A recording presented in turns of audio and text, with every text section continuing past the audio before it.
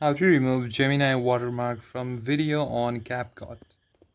The most easy and simple way and free way to do is simply select on the time frame, simply select on here and just zoom it out until the logo just disappears.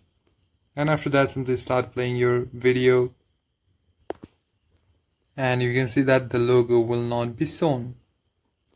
And if you're using a premium version, you will find AI image option. Simply slide the menu or the section and you'll see AI remove. Simply tap on it, but you must be signed into the premium version. And if you have the account, you just have to tap on AI remove and simply brush over area to remove.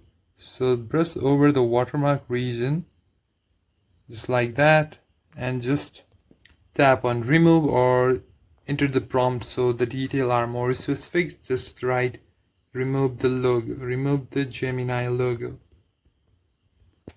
and after that just tap on remove and just wait for until it shows the estimated time left like 10 to 12 seconds. And as you can see, the AI removal has been applied, and now if you play the video, the logo is just gone. Before the logo was right here, and with these, and now the logo is completely erased.